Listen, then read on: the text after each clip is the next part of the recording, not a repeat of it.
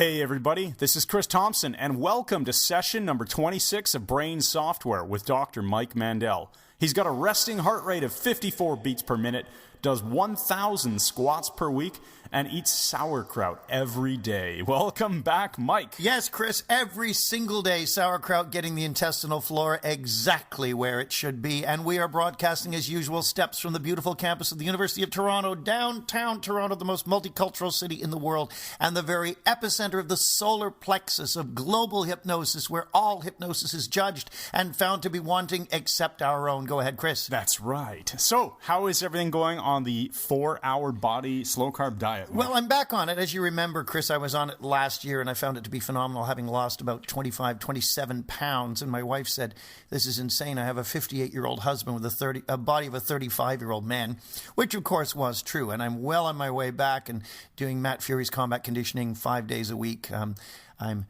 ready to neck crank virtually anyone on the planet. We are both big fans of combat conditioning. It's a great workout. So you don't need a gym. You can do it in a hotel room, anywhere you want. It's great. And we have no connection with them. Absolutely none whatsoever. So let's talk about all sorts of stuff today. What do you want to start with? Maybe we should just remind people we've got MINDSCAPING coming up in February. Oh, yes, MINDSCAPING, which was my recent discovery. The effects of MINDSCAPING on the localized hypnosis community in Toronto have been astounding. It's an amazing thing. If you are a therapist, if you're a social worker, if you're a hypnotist, and you wish to be able to get into the unconscious mind of another person and make phenomenal changes in record time that are completely ecological with a system that will dovetail nicely into whatever you're already doing, whether it's EFT or EMDR, timeline therapy, NLP, hypnosis, whatever, MINDSCAPING is a natural fit for you, and you will love it. It is a weekend-long course. We've run it by some exceptional therapists, Suzanne Witt, Nancy Hunter, Didi Vergados, and others, and the effects have been phenomenal in one session. And so we're going to be offering a weekend-long MINDSCAPING training at the University of Toronto in February. Come out and study with us. The space is limited. Email us for more information. Also, I am once again, hang on, got a cough, Chris. Oh, yeah, we'll edit that out. Yeah, we'll edit that out later. But one of the things that that I'm doing again is seeing clients, and there's been such an outcry when I decided to retire that I'm seeing clients again, including by Skype.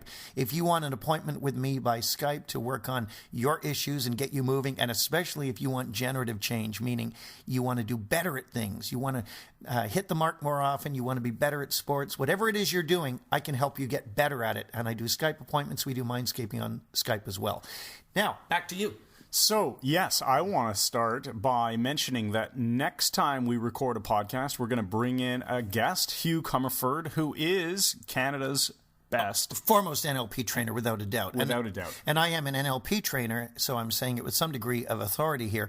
Hugh is fantastic. He's extremely skilled, extremely well-trained. He does 18-day trainings for a practitioner level, where some people are doing it, in just a few days, which is pretty bad because you can't learn it that quickly. Not if you're doing it in any depth. And Hugh is trained and certified. I will say, if you're doing NLP training with anyone, find out who trained the trainer. Find out what their certification is, because we're going to be discussing the state of neurolinguistic programming in the world, and it's in a pretty shoddy, messed up state right now. And Hugh will be getting into quite an animated discussion in a future podcast and what can be done to change that. Now, I'm actually looking forward to working with him because he's going to be recording a video with me for an upcoming product that I'm doing in the parenting market, and he's going to teach some anchoring and some NLP. And yes, I wonder if he can help you with that confusion you were feeling this morning, Chris. Oh man, that card trick. It's an effect, Chris.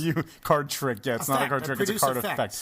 You blew my mind with that. You have completely screwed up my ability to think straight right now, because I'm wondering how I did what I did and then wasn't able to do it anymore. And we'll talk about it again, I suppose. We just caused Chris to lose some abilities. It was fantastic. Absolutely got to add more of these discussions of card effects and other mentalist effects stuff into podcasts. But while we're staying on the topic of NLP, yes, let's talk about anchoring, because I've been doing a bit of reading about how people misunderstand NLP, and let's back up a bit before we even get into anchoring. Let's talk about NLP and you can speak here about hypnosis too if you want, but I think more NLP. There's a lot of people who say, oh, it's a pseudo-science. It's not really proven to work. It don't work. It's never been proven to work. Now, oh, there's naysayers for everything, Chris. They're misunderstanding. NLP is not a science. It's just a Exactly. model. Exactly. It's a model. And the power of a model is in its usefulness. If it's useful, you adapt it. If not, you don't. But of course it's useful. I mean, thousands and thousands of people who got rid of their phobias and get into high performance states and so on using either original classical NLP, which they call old code, or Dr. John Grinder's new code, or even the third generation stuff that's coming out now. It's been proven for ages. And now we're hearing people say, oh, the eye accessing cues are completely incorrect and don't work. Well, my own practice of NLP since 1993 has proven that they absolutely do work and are consistent within the model. It's probably, once again, an evaluation of the lack of ability of the person making the statement more than it is a comment on the study of NLP itself. I would agree with you 100% there. The whole idea of it being a science, whatever, who cares? It's never claimed to be. Yeah, it's a set of tools that allow you to model things and create changes. Well, this is one of the typical argumentations you will see, Chris, offered by people who are not scientifically trained or are not trained in logic or neuroscience or whatever. They'll make nonsensical statements. The amazing Kreskin is a classical case of this. I've seen him many times live, and he always says, there is no such thing as a hypnotic state, and I'll give $10,000 to anyone who can prove a hypnotic state exists. But what he does is a red herring argument. It's actually a straw man. He sets up what he says we are saying hypnosis is as this special, totally different state, and then knocks the straw man down and proves it doesn't exist. The only problem is none of us are calling it this separate, totally different state. We're calling it a naturally occurring state. So he's redefining the argument and then attacking the argument based on his redefinition instead of attacking what we're actually saying. Of course there's such a thing as hypnosis. It's really effective communication and tends to work with states that we elicit naturally every day. And we run into all sorts of things, attacking NLP, attacking this, that, and the other, mostly from people who are trying to make a name for themselves. So back to anchoring, which is really foundational to a lot of neurolinguistic programming understanding. How do you define anchoring, Chris? Well, the way I think of anchoring, I was trying to decide there whether I was going to go at it from one angle or another. I'll pick the one I was originally going to go with, gut instinct. I look at anchoring as a way of associating an emotional state or feeling of some sort to some stimulus, and instead of establishing it using the classical conditioning method, the Pavlov's dogs type experiment, you're establishing it through an anchor at a peak state. Bravo, Watson. You've hit the nail on the metaphorical head there. Thank you.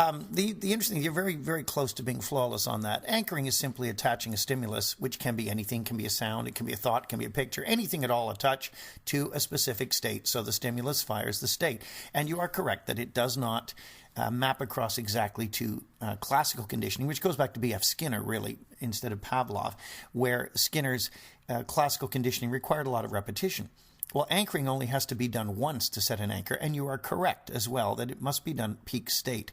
So if you get someone into a peak state and then do something that is specific, replicable, and distinctive, that thing which you do, say, or create will become linked to that state. So when you replicate that stimulus, the person will go back into that state in a very, very short order.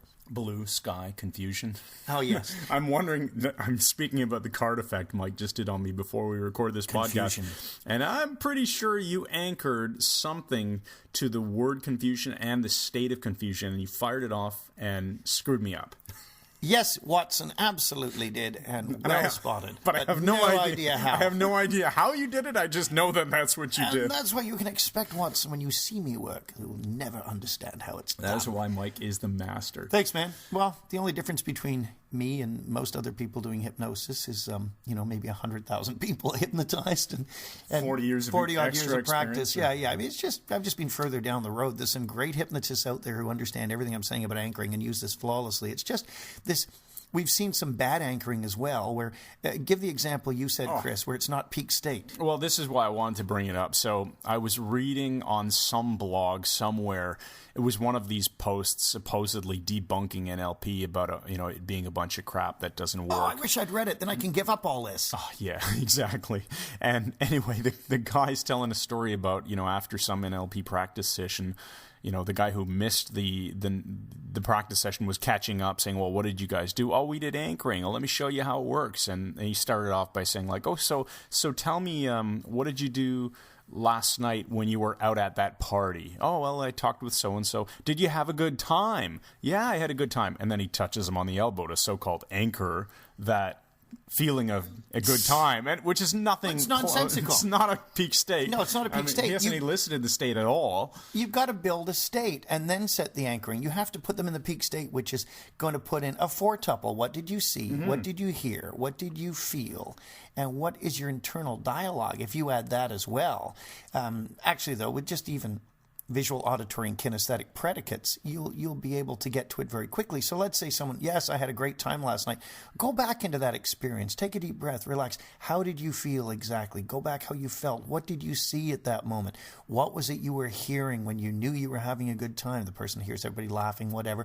Then you touch them on the shoulder or do something that's replicable or go bzzz, and that will become anchored to it. But the problem with traditional anchoring is endeavoring to set the anchor at the peak state, because they'll be going into state as they're building it. You want to set the anchor at the very peak. Otherwise, if you're too late, you'll anchor them coming out of the state and it won't be as strong. Or if you're too early, you'll anchor them going into the state and it won't be as powerful. So what I recommend is set up an anchor and hold it, and have them nod when they're in peak state, and you release it at that instant, and that ensures that you have set it at peak state. Now, where is this useful? Stacking anchors, of course, is the most powerful form of anchoring. Set up a number of positive anchors on top of each other. Think of another time you were very powerful, that you were feeling fantastic.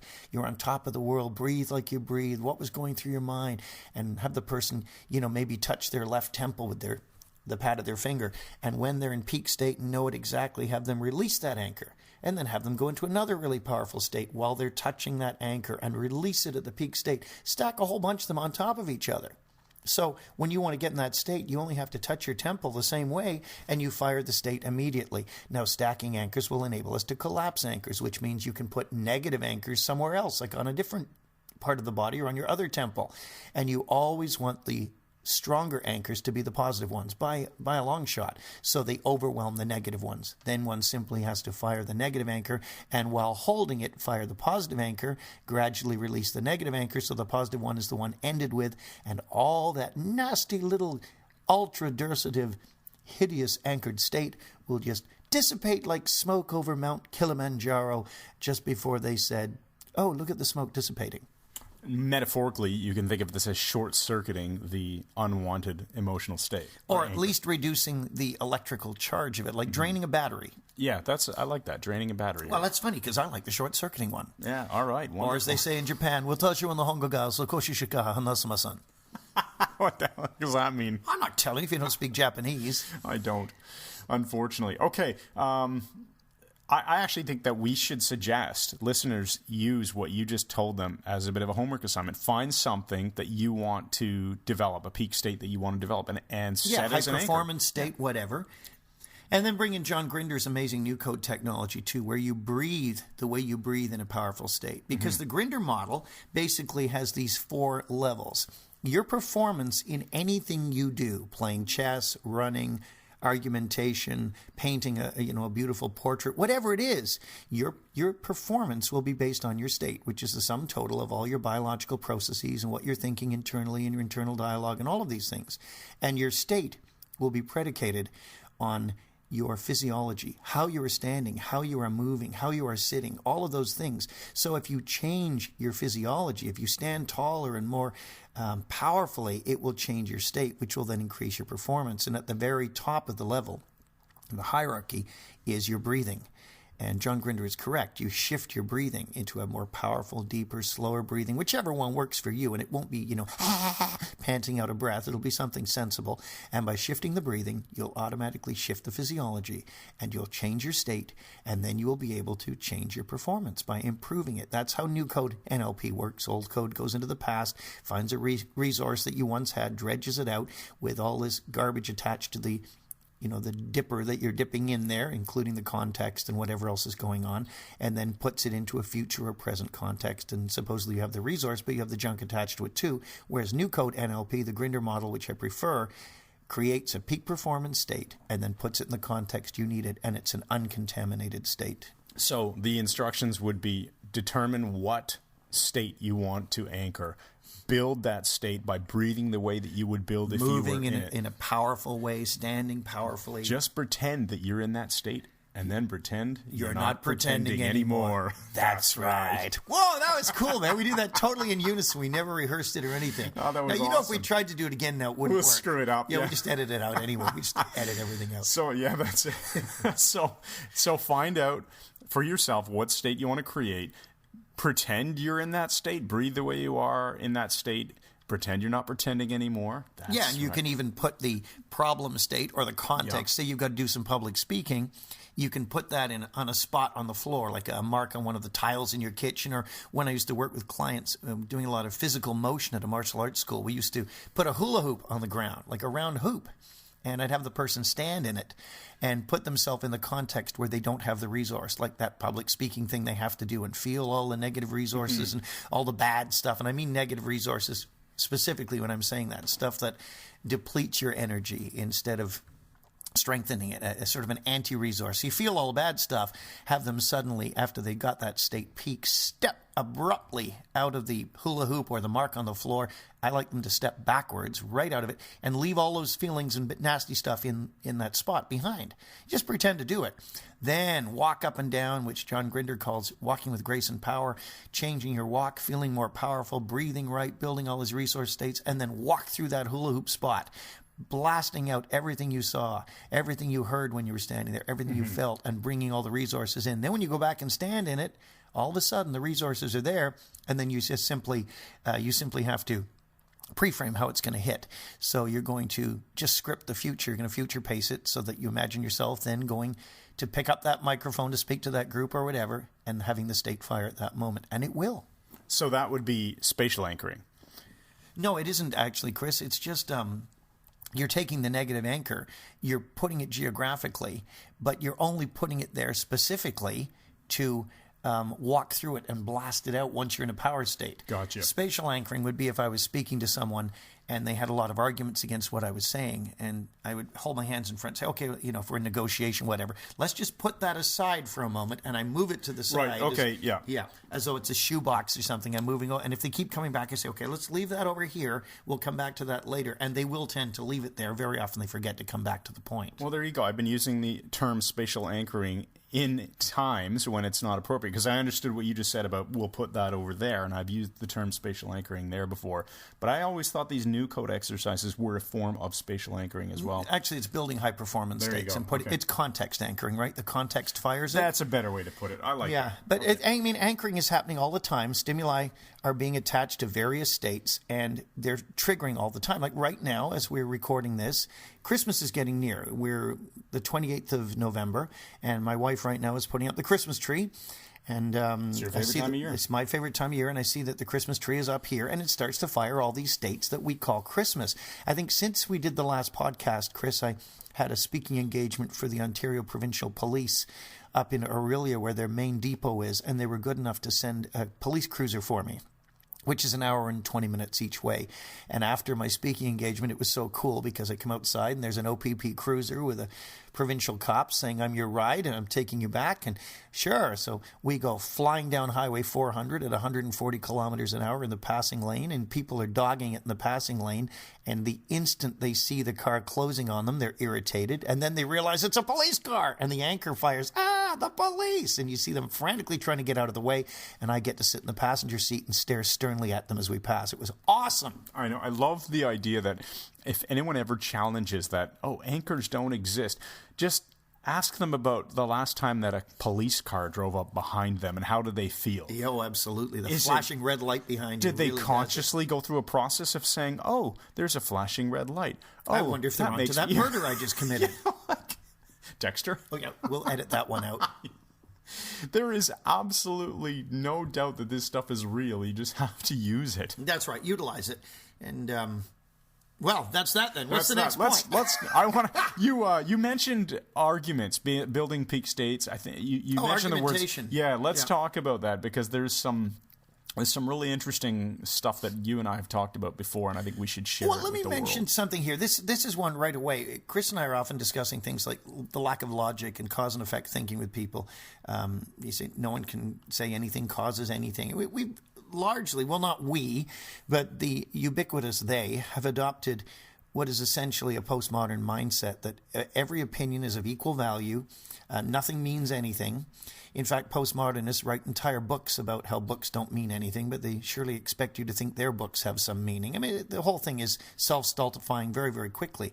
But based on this whole nonsense that no opinion matters more than any other, and there is no such thing as factual truth, which of course is redundant because truth is by its very nature factual, that which corresponds to reality. People make insane comments. A friend of mine, Jay Quinlan, who's a police trainer, a kung fu fighter, really nice guy, English like me, he even fell for it. And we were talking about some definite statement, and he just blustered and said, nobody can make a definite statement about anything. And I said, including the one you just made? And he went strangely silent. It's like, there are no rules. Is that rule number one? It kills me.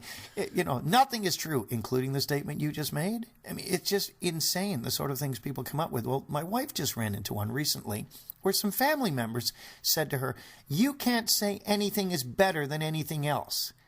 Now, this is something we've heard a number of times lately, and it drips of Oprah to me in popular culture. Nothing is any better than anything else. And she said, well, are you telling me that a meal with filet mignon isn't better than a meal of cat food? And they said, not necessarily. People won't back down on this nonsensical stuff. It amazes me. Words have meanings, which is why we are here. We are using words because they have meaning. And you are listening to us because the words have a meaning to you. To say that all words, mean exactly the same thing to every human being, of course, is nonsensical as well. But which is why we have fun with it. Which is say why things like press at the blots. Press at the blots. But why people say you can't say anything is better than anything else. I mean, she was actually ordered, and you can't say that. And you've learned your lesson. Don't say anything's better than anything else. My wife is a feisty woman, and she said no. She said, I'm going to say what I want. I am free to be me and give you my opinions. And if I want to say something's better, I'm going to say it. And what's noteworthy is one of the people lately who told her that nothing's better than anything else had renovated her kitchen. So if you asked her, is the new kitchen better than the old one? And she said no, it then begs the question, why did you renovate it if they're exactly the same in their value? Let's get rid of this nonsense. The only time we can talk word salad is when we're applying the Milton model of hypnosis. Yeah, so let's talk about hypnosis in a moment. But before we do, a little bit more on argumentation, because I think this is a really interesting topic, because people argue all the time. Okay, now when we say argue, we're not talking about raised tempers and so on. No, we're just talking about debates. In the classical sense of reasoning out points, which has become essentially in a texting, brain-numbed, vaccinated population, something that just is not done anymore. Because if you have a strong opinion, you're being insensitive, because the worst thing you can possibly do is hurt someone's feelings. Well, the reality is, if I have appendicitis and my appendix is about to blow out and give me peritonitis, and I've got horrible pain in my lower right quadrant, and the doctor does a McBurney incision and takes it out, then I'm going to be okay.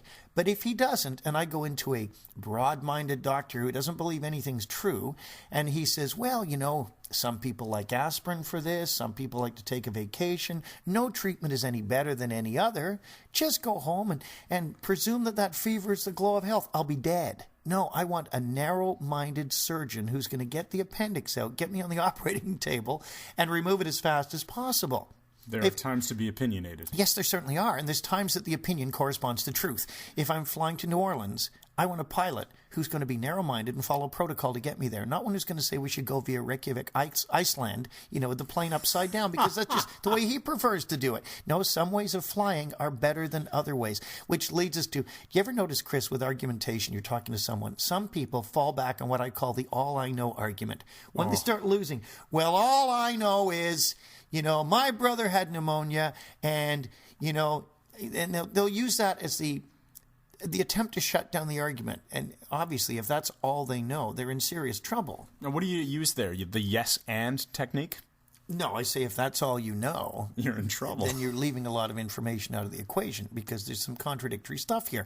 The other one is I love that. Reframes it into a limitation instead of a power statement. All I know is this particular thing. Oh, yeah. Now you're turning it into a weakness. We have a family member. Yes, like a weakness. We have a family member who does this nonsensical thing. When he is losing an argument, instead of addressing the point of the argument, he changes it. And he says this. He says, if you want to believe that, I'm happy for you.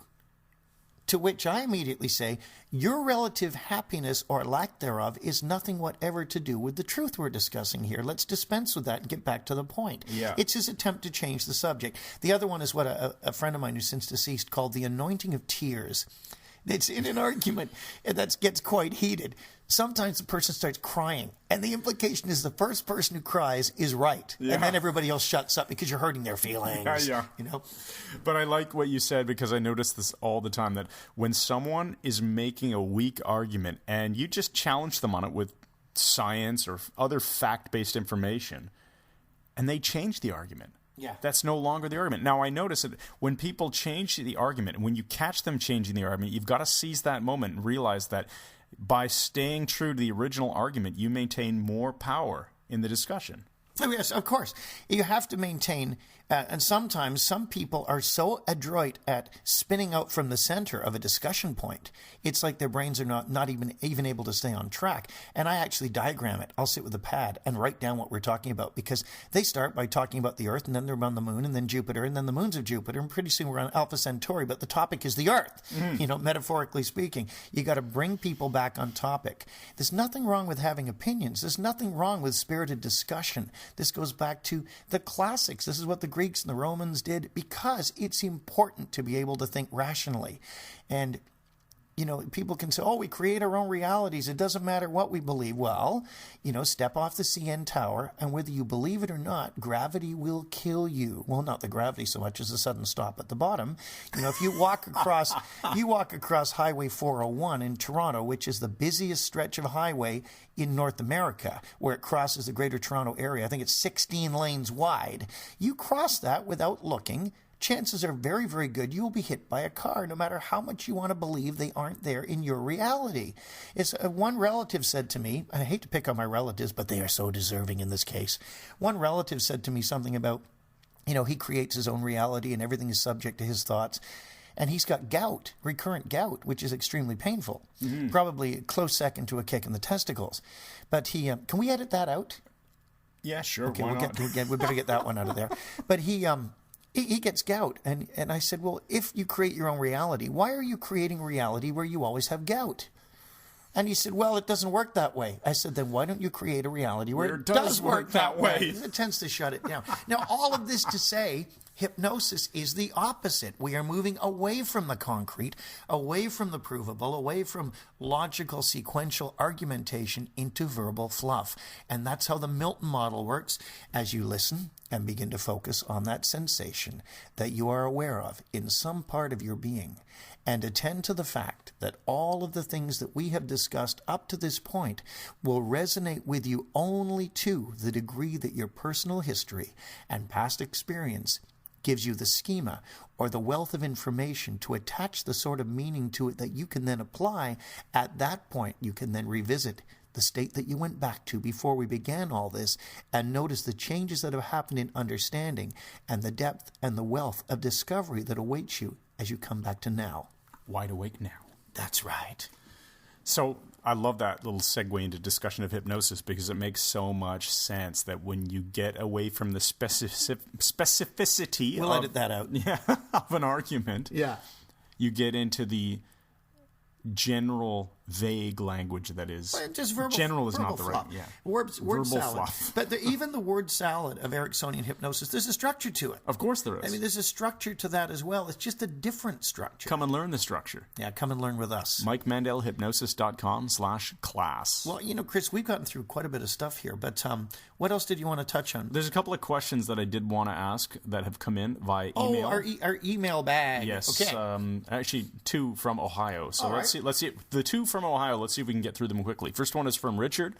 Can hypnosis be used with other psychotherapeutic modalities? By this I mean, can other modalities be applied from within the constraints of a hypnotic trance? Yes, that's a very good question. We've talked about this before. Yeah, thank you, Richard in Ohio, because we have talked about this. You might not have heard that podcast. Basically, if you think of hypnosis as amplification, you can use it to amplify any state or any procedure or any psychodynamic process you're doing. So if you're doing EMDR or EFT, doing it within the constraints of a hypnotic trance will tend to amplify it. And all classical NLP and timeline therapy have built-in hypnosis. You're not setting up a formalized trance, but in those things, hypnosis is built in. Like a classic NLP 6-step reframe is loaded with hypnotic stuff, including idiomotor signals. So if you deliberately create a hypnotic state, any psychotherapeutic modality you're using can be rendered more powerful as a result. Good question. Yeah, that's I like that one. And I also was thinking about the idea that the NLP anchoring and spatial anchoring, context anchoring that we were talking about, the moving with grace and power, walking with grace and power. I mean, imagine doing that inside of a hypnotic trance. Oh, that's interesting, Chris. I'd never thought of that. Build a positive, powerful resource state in hypnosis. I mean, imagine if you did that as part of a stage show with somebody, covertly fix them as part of a fix humorous... them as part of the show. Yeah, I said, I think on another one of our programs, I said that I did fix someone once with hypnosis on stage. And it was a police officer by the name of Cal from Sudbury, Ontario, at the Ontario Police College. And he came up to me and he said, "Can you help me quit smoking?" I said, "Well, I don't typically do that." But anyway, he volunteered for the show. And he was one of the cops on stage. And I've hypnotized probably more police than any other demographic, thousands and thousands of them, which means I have the world's largest private army. They're already trained and they have firearms, just waiting for the trigger signal. You heard me. But Cal volunteered. He was a great hypnotic subject. And in the middle of the show, I just turned to him and said, "Never smoke again." And that was it. And a couple of years later, I saw him in Sudbury. He came up to an event, and he said he never had a cigarette again from that moment. So it can be therapeutic even on stage. That's awesome. Okay, the next one was Doreen, also in Ohio, and she asks, I've been doing hypnosis for about 5 years. It sounded like I said hypnosis.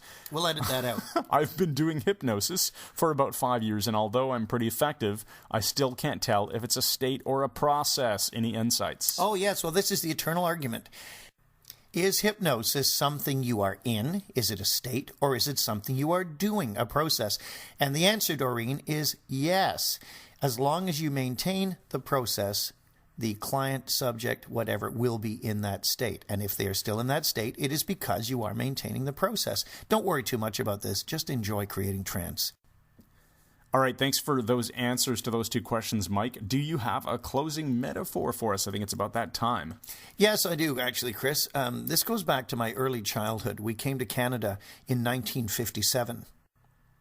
And I remember when I was 5 years old, my first Christmas in Canada. Actually, no, I must have been 4 years old, my first Christmas in Canada. And we didn't have a lot of money. And my parents, my father at least, made a lot of stuff for me, made some cool toys. And I remember waking up Christmas morning in the dark. And the cool thing about being born in England is we did not put presents under the Christmas tree. Did you know that? No, I didn't. Oh, it was even better. But of course, it was much harder for the parents. Presents would arrive in a pillowcase at the end of your bed. So when you go to sleep, it's not stockings. You put a sock there just for, walnuts and things and, tangerines and stuff and a chocolate bar. But there's a pillowcase you put there over the end of your bed, and you wake up in the morning, and this thing is stuffed to overflowing with toys. And I remember waking up, and there was a little black and white panda bear sticking out of this pillowcase with a ton of toys, and there was a big wooden rocking horse at the end of my bed that my dad had made for me, which was awesome. And I remember the sense of innocence and waking up and being exhausted and grabbing that teddy bear and pulling him back into the bed with me and going back to sleep. And there was so much of that time, the childhood innocence. I remember seeing Popeye on TV and how he would, eat his spinach and punch people out and stuff. And I thought this was awesome because I was this little kid. And one day my mom said, here, you can have some spinach just like Popeye. And the problem was my mother, being English, cooked vegetables for safety, not flavor. So this overcooked spinach was just a massive green phlegm on a plate running with water. And it was disgusting, but I forced myself to eat it. And I recall waiting till my mom left the room and then walking over and punching the kitchen door, trying to punch it out of the frame. Now, what would I have done if I had ripped the door down, Chris? Anyway, needless to say, it didn't work. But the innocence continued. And our first Halloween was kind of an interesting thing because in Britain, the whole thing about putting your teeth underneath the pillow here when your tooth is pulled out as a kid for the tooth fairy. Well, it was different in Britain. We didn't put them under the pillow. This actually made it easier on the parents. Now, where with Christmas it was difficult because they had to come back in the room and substitute a massive stuffed pillowcase in your room while you're there without waking you up. The tooth fairy one was easier because you wouldn't leave your pulled tooth under your pillow. You would leave it under the corner of a rug, like down the living room or something, and find a shiny coin there the next day, maybe a quarter if you're Robert Anton Wilson. More about that later. But in this case, I remember it was Halloween, and Halloween passed. We had our first pumpkin, and when my mom left the room, before the pumpkin was disposed of in the garbage, I pulled the pumpkin's teeth out and put them under the rug, and the next day came down to see if there'd be money there, and it was just a mess of squashed, stinky pumpkin. And Randy Finley was the capper of all this because he told us that his father killed the devil, which we thought was awesome. His dad was in the army, and they were all sitting there in their mess hall, and one day the devil showed up at their army base, and they all went and got hatchets, and Randy's dad chopped the devil in the throat and killed him. And we thought this was the most amazing thing we'd ever heard. And so I grew up and went through a phase when I realized that all these wonderful things were not true. But then discovered hypnosis and realized that magic is real after all. Thanks for listening to podcast session number 26 of Brain Software with Dr. Mike Mandel. Head on over to iTunes and leave a rating for the show. Visit the website, MikeMandelHypnosis.com. Get on our mailing list. Make sure you're up to speed on all the awesome things that we have coming, including the MINDSCAPING course, weekend of February 9th and 10th, and the upcoming Architecture of Hypnosis class in April of 2013. MikeMandelHypnosis.com/class. I remember very clearly. It was the winter of 1917, just before the big push, and they'd been using quite a lot of white phosphorus, dropping it down on us in the trenches. It was getting decidedly uncomfortable. I turned to Todger Harrison. I said, what are we going to do? He said, I think you should go and see the commandant. I said, I will. I wandered down to the commandant's hut, Bryce Morgan, and his hut, it wasn't much of a hut really, just some cardboard held together with wire and painted with vinegar. And I wandered in, he was looking at a map, and he said, Bud, I expect you would like to know what this war is all about. I said, I know what it's about, sir. It's about throwing the damn Germans out of France. He said, yes, I suppose you would. I said, I thought you would believe that if you've been reading the London Times and dispatches. Would you like to know what it's really all about? I said, sir, I would be delighted if you would enlighten me. Whereupon he suddenly ripped his trousers off and poured brandy over the map and set it alight and danced around the room, fell back on his bed laughing. And I remember thinking how extraordinary the war was becoming. We can edit that. I was laughing the whole way through. You gotta edit that one out.